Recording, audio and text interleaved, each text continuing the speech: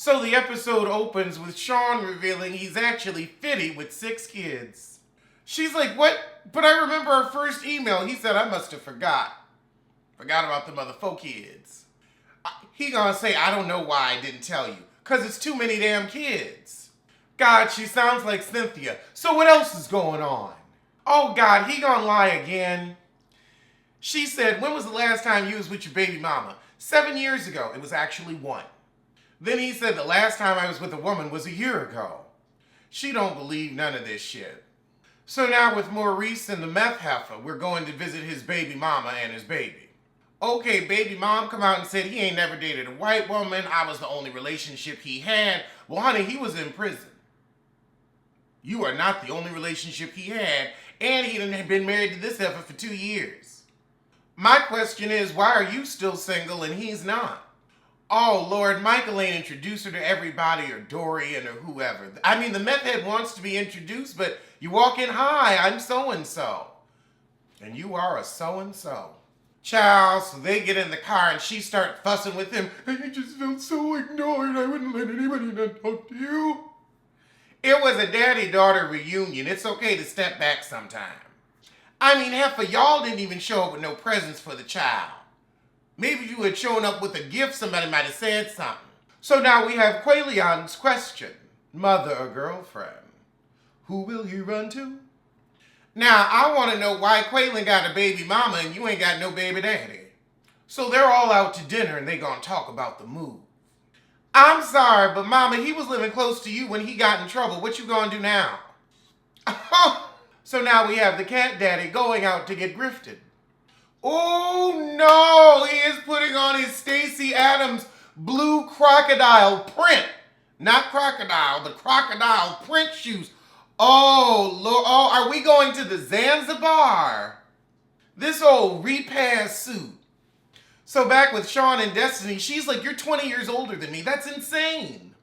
She is upset with him about the lies and wants him to keep it real. This heifer talking about coach purses and parasailing now. She like, well, shit. If you gonna lie, you gonna pay.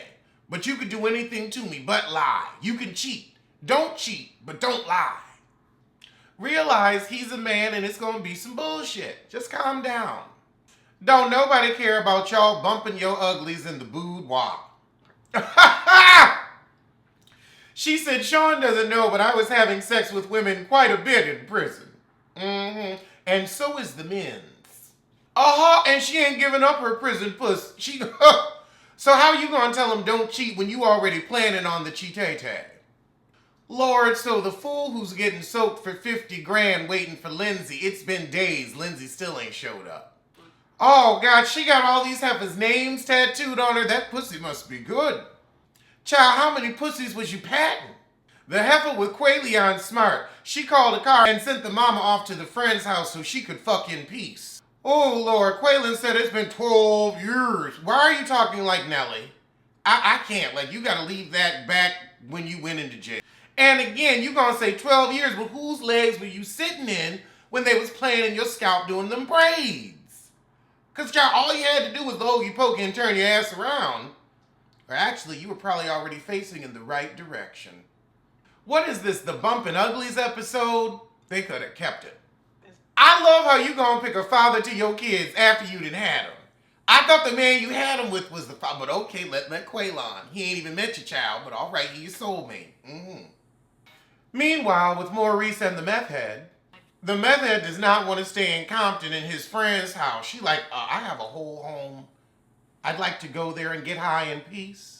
So meanwhile, with the people that's looking for the missing heifer, they can't give them no information. They got to call back tomorrow. So the next day, they finally found out the heifer's still in prison, which means at least his coin is safe. So they trying to get in touch with the prison, and prison's like, we can't tell you why she in here. She got to call you herself. Her mama said she probably pissed off a guard, and I could see it. And that probably is why she's getting her confessionals from prison. So he's thinking about calling it quits. He's like, I bought a whole house in Mississippi and this heifer's still in prison. Back with Destiny and Sean, another $50,000 heifer. He said, I'm pretty impressed about our sex. Yeah, because you finally got some dick.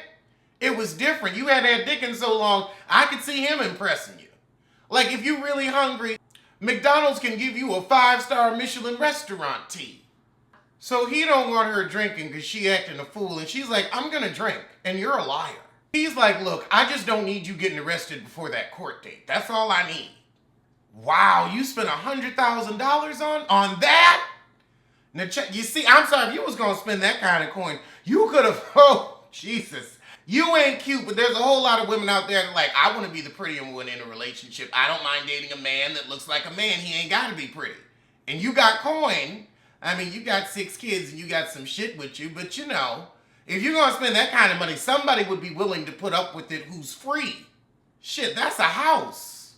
She want to say, oh, you can't control me. Well, the government can, dear. All right, well, that was the shit. Let's get to love and marriage. Huntsville. So we open with Mel talking about her sponsors, and she's going to be in a stage play. We don't call it stage plays, honey. It's live theater. It's live theater, not a stage play. It's just live theater. A stage play. Oof. Tyler Perry done fucked up a stage play. Live theater, darling. Theater. Theater. That's where it is, right? It's in a theater. Okay, and they got an intramural basketball team, and they want them to promote that too as a couple. So Martell is like, we ain't investing in that. We know we gonna get a return on some things, but I thought this was a sponsorship. You begging. And Martell, right, everything is not an opportunity. Not everything. And sometimes the timing just may not be right. You want to have enough time to not be frazzled, and then you're giving 50% when you should be giving 100. I can agree. Especially he knows about that because he had a mistress for 2 years and couldn't give 100% to his wife or family. Meanwhile, with Maurice, his business is expanding. So Kimmy bring Maurice dinner and she tell him, look, I put in 6 months notice at my job. My boss would not take my resignation. I mean, I can get her being like, I just don't want to mess my department up. Like, these people she's worked with for years, she cares about them. She wants to make sure that they get the right fit, that her patients get the right care. I have nothing but respect for Kimmy. She a little messy, but otherwise she'd be boring and she wouldn't be on the show. Hey, Kimmy. Kimmy and Maurice are my favorite couple. Like, I mean, they're all likable. They're not terrible people, but I think Marceau comes on and plays an asshole so that they can stay on the show and hopefully build their dream house. Because when y'all got to move down like Robin and Juan and y'all want to kind of gloss over it, no, I want to get a magnifying glass and be like, Now, why is it that Scallophead and her man moved up? Y'all moved down. Maybe we'll find out at the reunion. But yeah, Maurice, calm down, calm down. She gonna sell you little houses. Oh, she wanted to stay to finish getting Jalen out of school. And she's like, I gave my boss my word. Okay, so now we got Tish with her interesting mother. And they go into the hair salon because she's been messy. She like, I don't like new people in my head. I see why, because your hair is laid. Whoever you go to know what the fuck they doing. So T said, oh yeah, Ma was talking all about other people on my podcast last week and not the topic at hand. T said, next time we do a podcast, we're going to talk about you. We can't talk about you. You can talk about your mom if you want to. Wanda going to pop that ass. The mama said, look, she put you out and I'm going to cuss the heifer out about it. That's it. Oh, God, Martell and his pappy, don't nobody care. I'm going to play best fiends while we have this scene. So now we've got Scallophead meeting with the writer of the play. It's the Black Mother Dialogues. Oh, Lord, so we got Scallophead and her husband out with their tacky friends, Laderick, and, this girl who's wearing a tam. Nobody wears French tams anymore. Not now. Y'all wearing tams. I don't think they're in this season. So Laderick and his heifer want to invite Marceau and Letitia to their soft opening. Marceau gonna tell Kimmy's son, oh, you don't have the experience for me to hire you. No, you don't have the money to hire him, you lying piece of shit. All right, so now we at the party. Sidarik show up and he like, I was invited, right? Y'all ain't gonna put me out. Because I think y'all could have just pulled Tisha to the side. And Martell was like, they just weren't in a good enough space. And Martell is like, I don't know why Keisha had to leave with her. And everybody else is like, if your friend gets kicked out, you go with him. So now Tish is going to apologize to Kimmy for her mom coming at her ass at the family dinner. Oh, Tisha still want to be Mel friend. She like, well, I can't say I want to move forward and then you reach out and I don't come back. Girl, this woman has embarrassed you and called security on you. Sometimes when somebody reaches out, you need to let them keep reaching. So Martell and Marceau ain't speaking to each other at the event, but y'all ain't got shit to say to each other anyway, so I don't know why y'all are expecting the hi, how are yous. They're fake and phony. You can keep it. But Lord, now Scallop had gone pull Tish to the side. Scallop had said, I'm glad that the kids can get together and enjoy themselves. And Tish said, well, that's why I was coming to your event. Not event, event. Not Italian, Italian. So she went to your event just to say that. Okay, you could have sent that in a message. Damn! Scallop had said the same shit I did. You couldn't have texted me that first and seen if you could have permission to come to my event? Maybe I wouldn't have tossed your ass out.